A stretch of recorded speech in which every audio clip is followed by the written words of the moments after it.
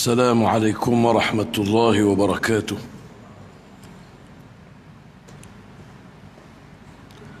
الحمد لله رب العالمين غافر الذنب وقابل التوب شديد العقاب ذي الطول لا إله إلا هو إليه المصير يسبح له ما في السماوات وما في الأرض فله الملك وله الحمد وهو على كل شيء قدير والصلاة والسلام على سيدنا وحبيبنا رسول الله وعلى آله وأصحابه ومن اتبع هداه. أما بعد، فإن أصدق الحديث كتاب الله، وخير الهدي هدي محمد صلى الله عليه وسلم، وشر الأمور محدثاتها وكل محدثة بدعة. اللهم علمنا ما جهلنا. Ya Allah, ajarkanlah pada kami apa yang kami jahil. Wa dzakirna ma nasina, tolong peringatlah semula mana-mana yang telah kami lupa. Wa anfa'na bima 'allamtana, dan berilah manfaat apa yang Kau ajarkan kepada kami. Innaka antal alimul hakim. A'udzu billahi minasy syaithanir rajim. Bismillahir rahmanir rahim. Wad-duha wal-laili idza saja ma wadda'aka rabbuka wa ma qala walal akhiratu khairul laka minal ula. Alhamdulillah, segala puji bagi Allah kerana malam ini kita beri peluang oleh Allah untuk menyambung huraian berkenaan dengan surah Ad-Duha. Seperti mana yang kita semua tahu, hari Jumaat ini kita ambil tafsir, berkongsi tafsir Al-Quran, yang kita mulakan dengan ayat-ayat lazim. Lazim bagi seorang Muslim menghafalnya. Setidak-tidaknya rajin dengar surah-surah yang mufassal, yang pendek-pendek. Dimulai dengan surah Ad-Duha. Dan alhamdulillahi rabbil alamin, kita dah berkongsi huraian pada dua rangkap pertama atau dua ayat pertama daripada surah ini. Itulah wad-duha wal-laili idza saja. Wad-duha, demi waktu duha. Kita dah hurai panjang malam ini. Wal-laili, demi waktu malam. Idza saja, apabila ia mulai menyelubungimu, kegelapannya mulai menyelubungimu. Dia berhenti sampai di situ. Dan kedua-dua ini ialah sumpah. Allah Ta'ala bersumpah. Sumpah ini merupakan salah satu di antara cara manusia berkomunikasi.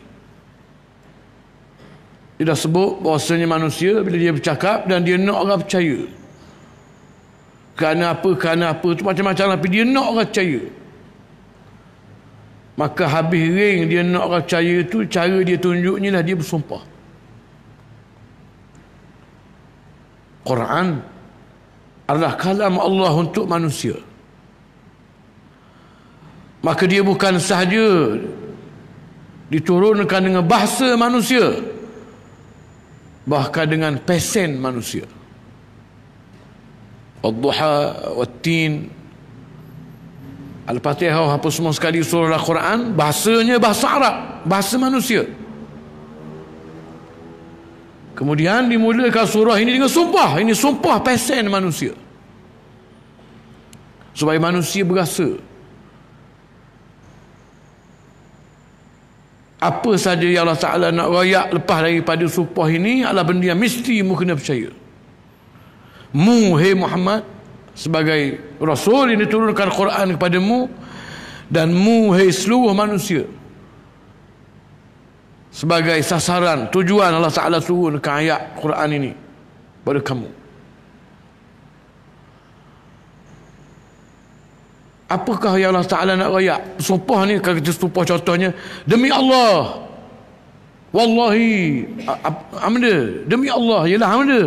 Sumpah ni dia tidak diri sendiri, mesti ada Baitul Qasim. Sebab apa kita sumpah? Jawab qasam. Demi Allah, amda, saya gidah. Saya gidah ni anak rayaknya. Demi Allah ni bersungguh, rayak sungguh. Wadduha, demi waktu duha. Walaili, demi waktu malam. Idza saja, bila gelapnya mulai menyelubungimu. Ma wadda'aka rabbuka wa ma qala. Sekali-kali Tuhanmu tidak meninggalkanmu, wahai Muhammad sallallahu alaihi wasallam. Wa ma qala, dan sekali-kali Tuhanmu tidak membencimu. Ini adalah jawab qasam, jawab bagi sumpah. Kita semua sekali telah dirayak bahawasanya di antara sebab turunnya surah Ad-Duha ini kerana terputusnya wahyu daripada Rasulullah sallallahu alaihi wasallam. Wahyu senantiasa turun dengan Nabi SAW, tapi rupa-rupanya ada masa 2 kali dia putus, berhenti wahyu. Kali pertama selepas turunnya 2 surah, sebahagian Iqra bismi rabbikal ladzi khalaq, kemudian sebahagian daripada surah Al-Muzammil. Lepas putus wahyu. Putus ini berlaku khilaf di kalangan ulama-ulama sejarah, ulama-ulama sirah. Ada kata 3 tahun. 3 tahun tak mari ayat-ayat Quran. 2 ayat mula-mula ini ayat untuk Nabi, pakai ke Nabi SAW, sebagai pentauliahan menjadi seorang Rasul. Tak mengajar lagi, tak ceramah lagi. Ada kata lepas turun 2 ni 3 tahun wahyu tak turun-turun. Ada kata 2 tahun, ada kata 2 tahun setengah, ada kata 15 hari, ada kata 12 hari, ada kata 40 hari. Ini khilaf, tapi putus. Kemudian diriwayatkan oleh Al-Imam Al-Bukhari, Nabi SAW menceritakan bila putus wahyu lama tak mari, Rasulullah rindu, nak lagi. Maka Nabi pergi semula ke Gua Hira. Tak ada siapa Gua Hira, jumpa malaikat Jibril dengan rupanya yang sebenar, besar, makhluk Allah yang besar. Sampai Nabi kata, aku terpaku, terpana, tak boleh bergerak. Akhirnya aku lari balik. Tak jadi pergi, lari balik. Cerita yang masyhur, sehingga Nabi kata, dassiruni, selimutkan aku, hei Khadijah. Kemudian wahyu pun bersambung semula, turun surah yang baru. Ya ayyuhal muddathir, qum, hei orang yang muslimun, qum, bangun. Bukan tujuannya bila turun ayat suruh selimut, lari, duduk seorang. Qum, bangun. Fa'anzir, beri amaran pada kaum kamu dengan apa yang kamu diwahyikan dengannya.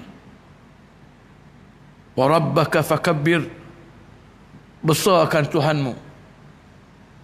Sekarang ini di Mekah ini orang besarkan yang lain, besarkan berhala, besarkan perkauman, asabiyah, besarkan dunia. Mu bangun, besarkan Tuhanmu. Wa thiyabaka fatahhir, cuci bersihkan pakaianmu. Wa rujza fahjur, segala perangai yang huduh-huduh tinggal.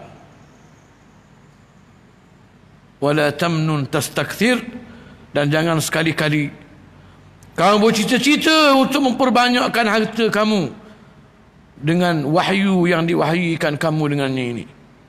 Jangan nak cari dunia dengan wahyu ini. Kemudian turun ayat, turun lagi ayat. Sehingga lebih kurang 10 ayat, putus pula sekali lagi. Putus kali kedua ini diketahui orang. Kerana Nabi dah mulai ceramah, dah mulai bersarah, dah mulai baca wahyu hari-hari. Tiba-tiba lama ayat tu je, tak ada ayat baru. Nabi SAW sendiri terganggu emosi. Macam mana ni, tak ada wahyu dah ke, kena buang kerja dah ke, Allah Ta'ala marah ke, Allah Ta'ala benci. Sampai kita baca lah hadis yang mula-mula gitu, sampai Nabi demam Nabi SAW. Tambah lagi ada orang mari hina, mari menganjing.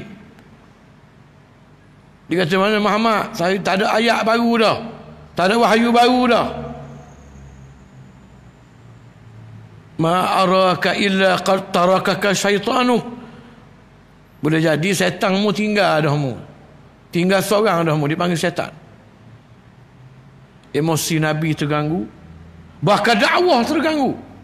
Tak ada yang baru. Orang pula menganjing, kata macam-macam.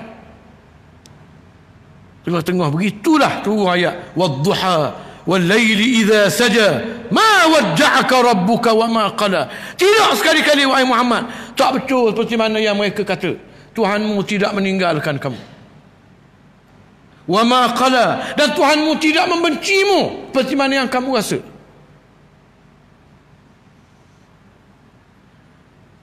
Para ulama mengatakan bagaimana terputusnya wahyu ini adalah proses untuk membina jati diri Rasulullah sallallahu alaihi wasallam. Quran ini bukan benda main-main. Disebut dalam Al-Quran qaulan thaqila, kata-kata yang berat. Bahkan wahyu sendiri disebutlah hadis yang banyak, turun dengan cara yang sangat membebankan. Sehingga pernah Nabi berpeluh di hari yang sangat sejuk, tiba turunnya wahyu. Bahkan Nabi sendiri mengatakan yang paling berat sekali bunyinya seperti loceng. Macam loceng, bergegar kepada otak. Disebutlah hadis yang sahih, ada seorang sahabat Nabi, ketika mana dia duduk dekat Nabi, peha Nabi duduk atas peha dia. Tiba-tiba peha Nabi jadi berat, sampai nak patah peha dia. Nabi senyap, dia pun tengok Nabi kejam mata, peluh. Dia nak tarik dah, dia nak patah peha dia. Itu dia, bayangkan Nabi sendiri. Bahkan tanggungjawab menyampaikan dakwah ini benda yang berat. Seorang diri. Hamka pernah berkata rahimahullah, Muhammad SAW tidak pernah memulakan dakwahnya meminta orang mengikhlaskan diri dulu. Bahkan dia dulu yang ikhlas. Dia seorang diri. Dengan ikhlasnya Allah menghimpunkan orang-orang yang ikhlas kelilingnya menjadi penolong-penolong agama Allah. Seorang diri saja. Bukan sekadar nak berhadapan dengan anak beranak, nak berhadapan dengan orang Arab, bahkan nak berhadapan dengan seluruh dunia. Maka Allah Ta'ala beri ansur-ansur wajib untuk membina jati diri Nabi SAW. Maka sebab itu, ma wadda'aka, dalam bahasa Arab wadda'a ni sebenarnya ucapan selamat tinggal. Wadda'a ni wida', selamat tinggal, selamat jalan. Cuma terjemah sini, ma wadda'aka, sekali-kali setelah Tuhanmu lantikmu menjadi rasul, menurunkan wahyu padamu, ma wadda'aka, dia tidak akan meninggalkan kamu. Wa ma qala, Dalam bahasa Arab, wa ma qala ni patutnya ada ka belakang. Wa ma qalaka, orang panggil maf'ulun bih. Ma wadda'aka rabbuka wa ma qalaka, tapi dibuang ka. Dalam bahasa Arab dibuang dhamir ini, maf'ulun bih ini, kerana dah disebut dah mula-mula. Ma wadda'aka, Tuhanmu tidak meninggalkanmu. Wa ma qala, dan tidak membenci. Tuhanmu tidak meninggalkanmu wahai Muhammad, dan Tuhanmu tidak membenci. Membenci siapa? Mu, tapi tak sebut mu. Untuk menunjukkan hak nama benci ni, Allah pada Nabi tak ada teruh. Tak ada teruh. Tinggal ada, tapi tinggal store, bukan tinggal teruh. Tinggal untuk apa orang panggil, latihmu, beri masa mu bina diri. Ini adalah bagaimana sastra Quran. Mungkin kita tak berasa, pasal kita bukan orang Arab. Tapi yang tersirat, ma wadda'a, ka belakang, ka datang ka ni dipanggil dhamir mukhatab, engkau, kamu. Dekat wadda'a ada ka, ma wadda'aka. Wa ma qala, dekat qala tak ada ka, dibuang ka. Kerana qala maknanya benci. Tuhanmu tidak meninggalkanmu. Ni tinggal ni, kalau nak panggil tinggal, tinggal bukan tinggal sungguh. Tinggal nak ajak, nak didik, nak latih. Wa ma qala, tak ada pun bencimu, tak akan bencimu sekali-kali. Tak pernah benci kamu, tak pernah marah kamu. Sayangnya Allah pada Nabi Muhammad SAW. Walal akhiratu khairul laka minal ula.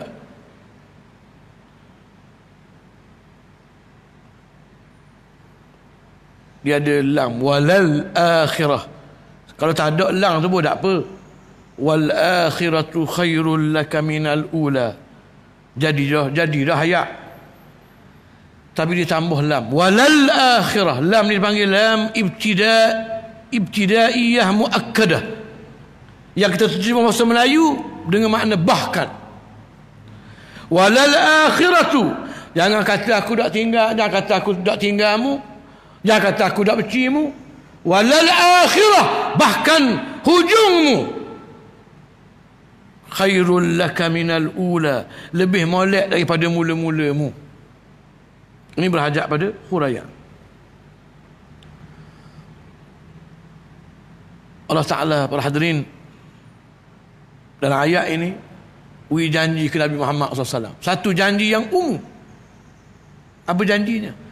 Walal akhirah. Akhirat biasa terjemah makna hari akhirat. Boleh juga nak terjemah tu kayak gini. Hak zahir pada ayat ini, walal akhirat ni maknanya mengujung. Mengujung kisah hidupmu di dunia ni, hei Muhammad.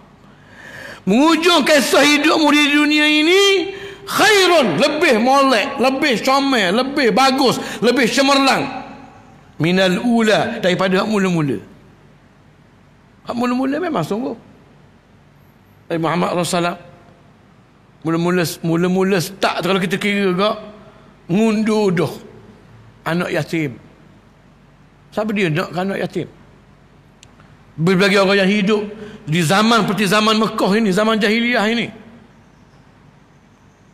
yang kaum keluarga, kerabat, bangsawan ini diambil kira anak yatim, tak ada ayah. Walaupun ayahnya Abdullah Al-Qurashi, salah bangsawan Quraisy, tapi tak ada ayah. Allah jadi kalau Muhammad SAW miskin. Allah Ta'ala kisahkan Nabi Muhammad SAW kemudiannya dimusuhi, dihalau keluar daripada Mekah. Tapi Allah Ta'ala kata, janji aku padamu hai Muhammad, mu akan tengok kau sari, mu kau comel, kau molek, kau cemerlang, kau hebat, kau akhir sekali. Siapa tengah malam ni orang sebut dan orang sanjung tinggi Nabi Muhammad sallallahu alaihi wasallam. Beribu juta ada pengikut dia. Orang bukan sanggup mati kerana dia. Orang sebut nama dia, disuruh sebut nama dia. Ini hujung Nabi Muhammad SAW. Hak sekat atas dunia ni. Akhirat saya cerita lagi. Hak sekat atas dunia ini. Sebab itu wahai Muhammad SAW, jangan putus asa. Jangan duka cita. Aku tidak akan tinggalmu. Aku tidak bencimu. Bahkan berjanji akunya, kau comel, kau molek. Ini membugarkan nurani Rasulullah SAW. Semangat kau naik tinggi. Allah Ta'ala sendiri berjanji. Wala sawfa yu'tika rabbuka fatarda. Saya sebut dah lam ibtidaiyah muakkadah ni dalam bahasa Melayu makna bahkan. Bukan sekadar aku tidak tinggalmu, bukan sekadar aku tidak akan bencimu. Bahkan hidupmu akan jadi kau molek. Wala sawfa, bahkan nantinya yu'tika rabbuka, Tuhanmu akan memberikan kepadamu kurnianya, fatarda, yang kamu kemudiannya akan berpuas hati dengan kurnianya itu.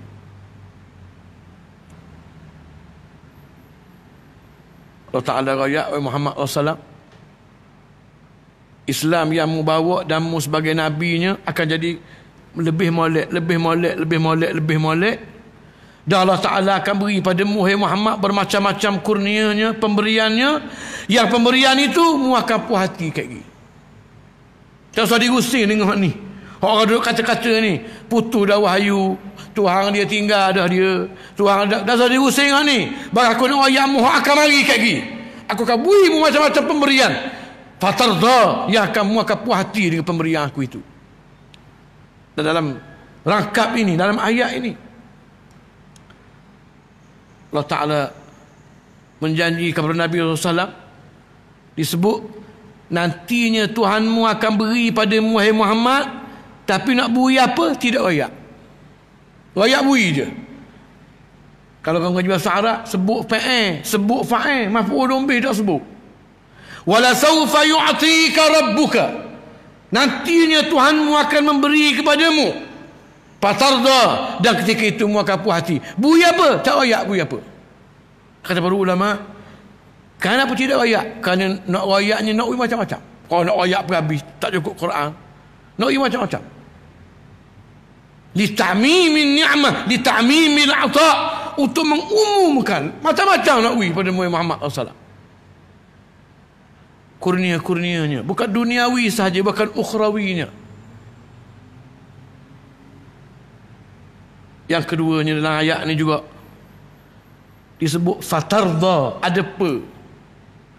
Bagi orang yang apa surah Wadduha, pe ni tak ada apa, tak apa. Wala sawfa yu'tika rabbuka tarda, boleh dibubuh pe, mesti ada sebab dia. Fa ni dipanggil fa'ul ta'qib, pe yang menunjukkan benda ni bukan lambat, bahkan akan jadi atas dunia ni lalu. Dengan maksud wala saufa, bahkan wahai Muhammad, nantinya yu'tika rabbuka, Tuhanmu akan beri padamu pemberiannya, fatarda, tak lama dah benda ini. Yang pemberian akan diwi selalu atas dunia selalu ni, fatarda, mu akan puas hati. Dia maksud tu. Akhirnya Allah Ta'ala beri benda Mekah ini, yang Nabi dihalau daripadanya. Orang hambak terus macam pelarian hambak. Orang buru nak bunuh Nabi SAW. Pergi duduk di Madinah, orang kaca di Madinah, orang kepung Madinah. Allah Ta'ala beri Mekah ke Nabi SAW. Bahkan setelah mana berlakunya penaklukan kota Mekah, salah seorang utusan Nabi SAW dibunuh. Bila mana berlakunya perjanjian Hudaibiyah, salah seorang utusan Nabi dibunuh oleh Surahbil Al-Ghassani, salah seorang wakil gubernur kerajaan Rom. Kali pertama orang Arab bertembung dengan Rom. Orang Arab tak berani dengan Rom, tak berani, kuasa besar dunia. Bertepuh sekali pertama. Selama kini orang Arab macam ayam, dibuat di Rom, diperhambakan sesuka mereka. Dengan izzah Islam, Rasulullah hantar wakil, ajak masuk Islam. Tak ada siapa di Syam je kena bunuh wakil Nabi. Rasulullah pun arah, siap bala tentera. Ini kalau kita kena bunuh lah, naknya tak apalah, daripada mati ramai-ramai baik mati seorang. Ini kuasa besar dunia.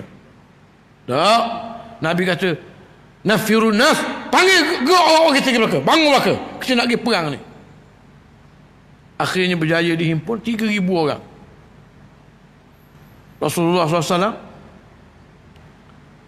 latih 3 orang panglima.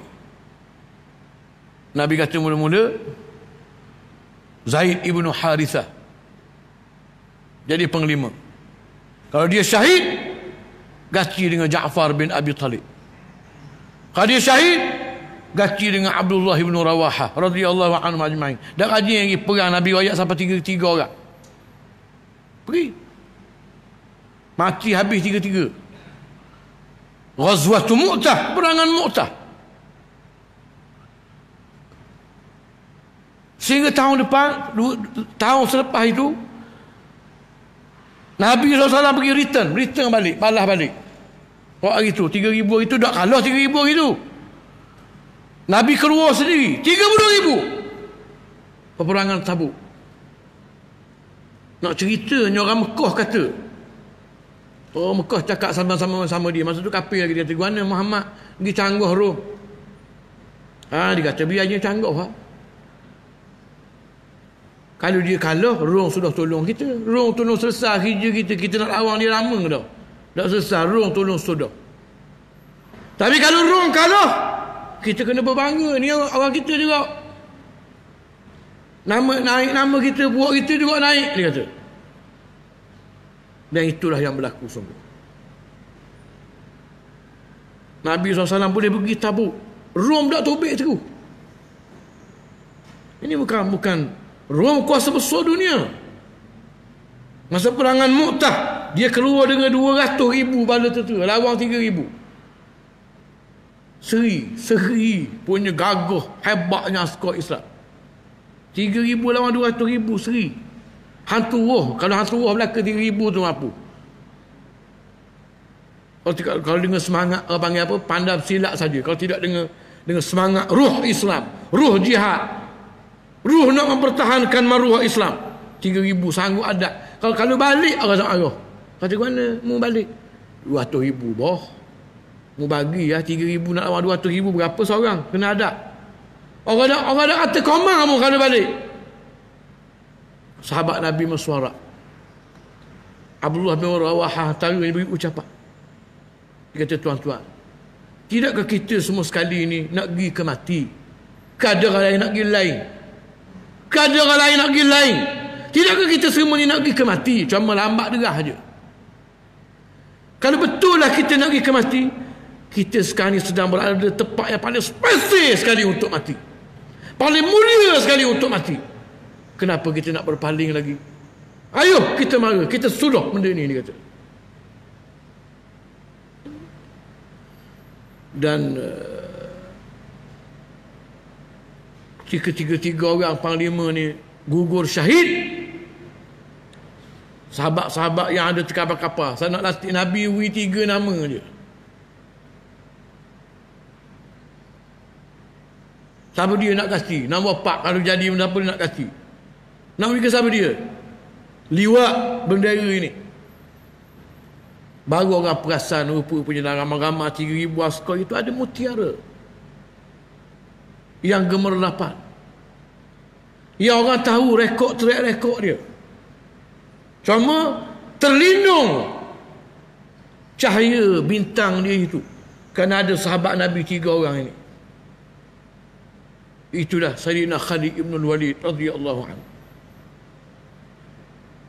Mu'tah dengan Madinah ni beratus kilometer. Nabi SAW sudah semayang, Nabi pusing belakang, Nabi cerita apa yang berlaku di Mu'tah live. Nabi cerita apa yang berlaku di Mu'tah. Nabi kata mula-mula bendera dipegang oleh Zaid bin Harithah, anak angkat Nabi. Zaid Harithah ni anak angkat Nabi. Dihadiahkan oleh anak saudara Sayyidatina Khadijah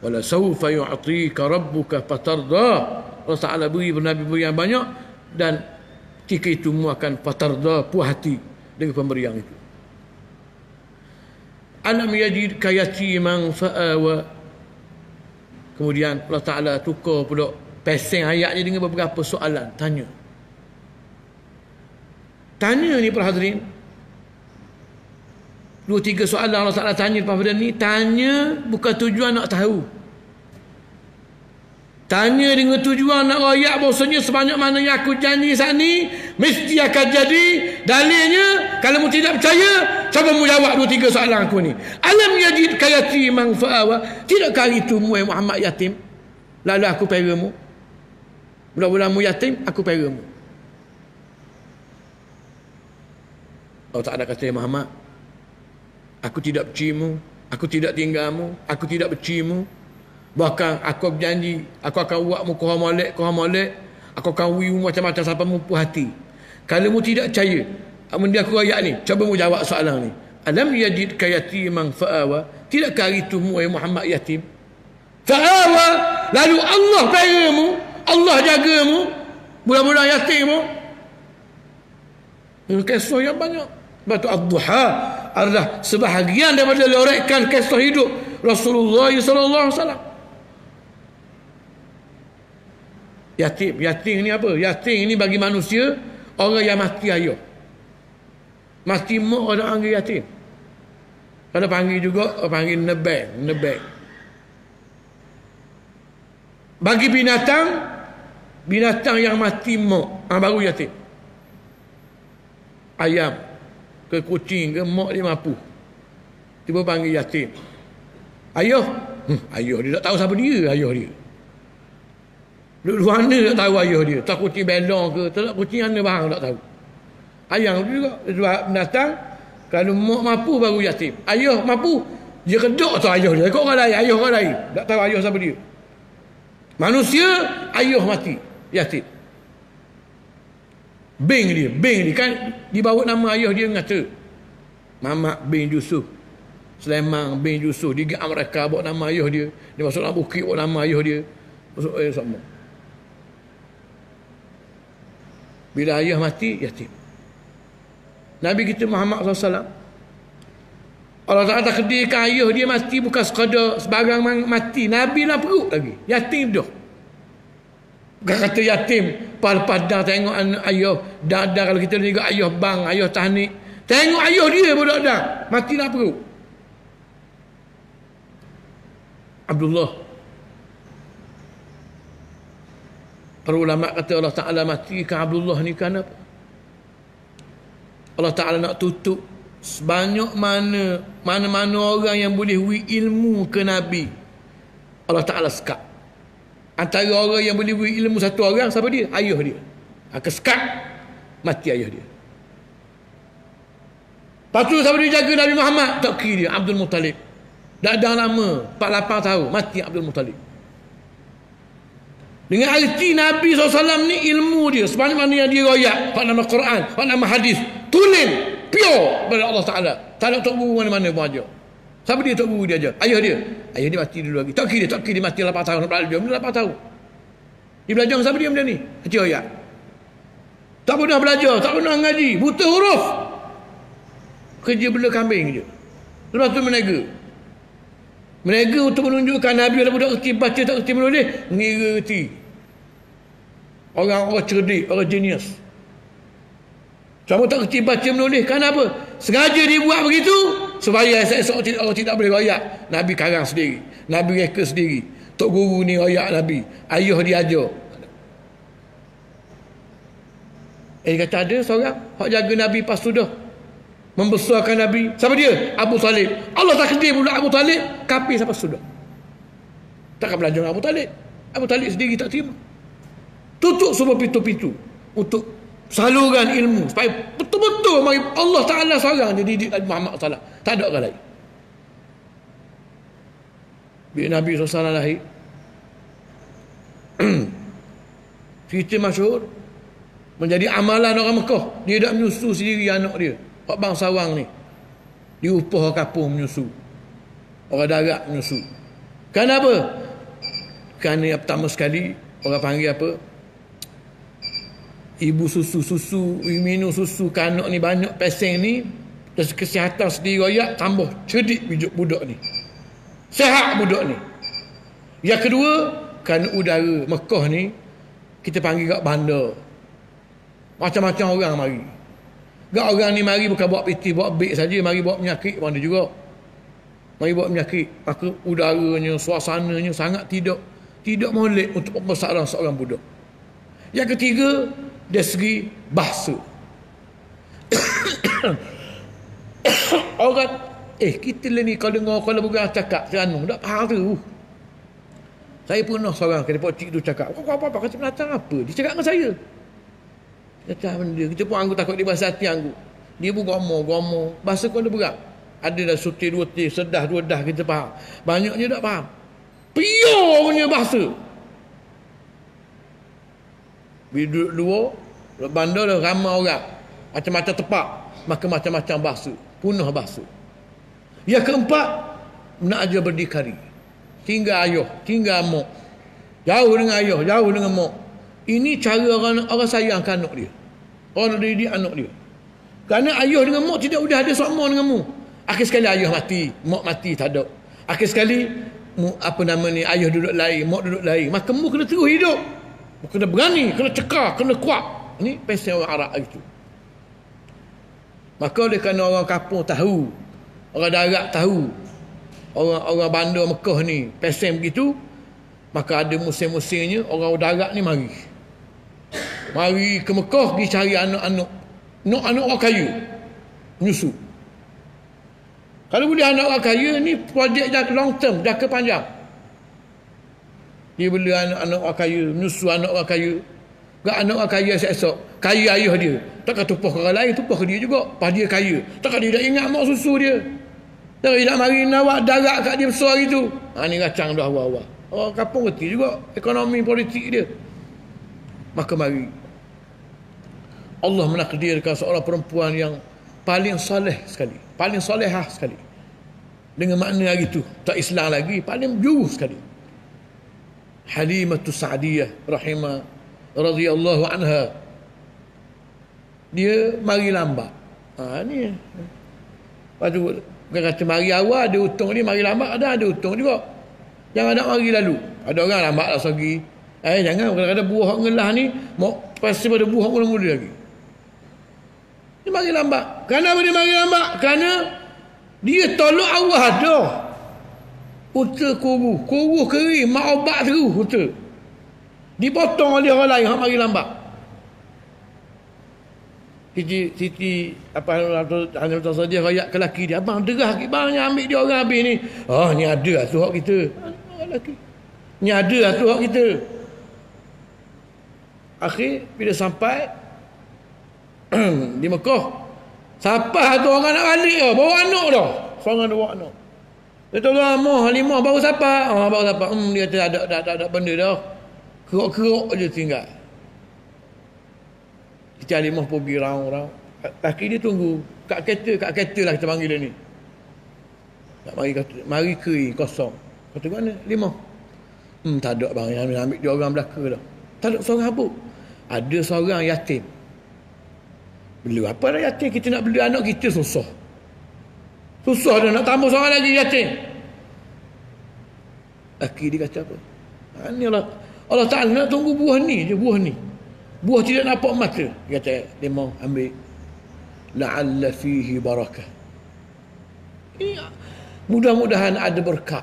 Ini orang kafir yang itu cakap. Dan berkat ini benda tidak bertokor para hadirin. Benda duduk dalam. Benda yang berbentuk keimanan, kepercayaan. Ambillah limau. Jadi ada berkat budak ni, ada berkat dengan dia. Akhirnya limau ambil balik. Dan setengah-setengah kitab sirah menceritakan benda yang tidak mustahil tapi memerlukan sanad yang kuat. Antaranya dengan tiba-tiba unta tu jadi katang. Unta dia mak abak dia tu jadi anak Schwarzenegger lah. Unta dia. Ada setengah begitu. Laju potong habis unta lain pula balik. Kata harimau laju. Wai suku. Mari dia orang nakak buruk je balik. Dia cerita begitu. Tapi yang antara yang sahih, tatkala kebun orang lain kemarau kering garing, kebun Halimah subur. Antara lainnya kambing-kambing hak orang lain pergi kecut kopek, balik kecut juga kopek. Kecuali kambing Halimah gembok penuh dengan susu. Sehingga apa nama ni, jiran-jiran ni royak ke anak-anak dia, kata mu nak pergi ragut rupuk, pergi ragut kat rupuk Halimah rupuk makan. Tapi balik kering juga, darah juga balik. Ni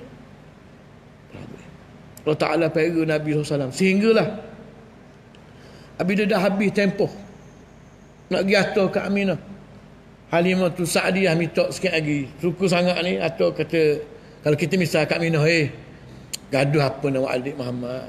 2 tahun baru tak lewat apa-apa juga. Dia duduk kapung lah. Ambil duduk dengan saya benda jaga apa begini-begini. Minta sambung kontrak lagi. Dak ayah pun dah. Dak ayah pun dah apa dah. Suka dah jaga Nabi Muhammad SAW ini. Jaga seorang Rasul. Akhir zaman, Sayyidul Mursalin, penghulu seluruh Rasul.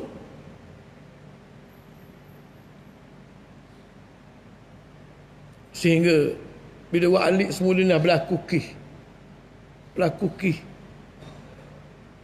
itu Allah Ta'ala, malaikat Jibril mari dengan seorang lagi belah dada Nabi SAW.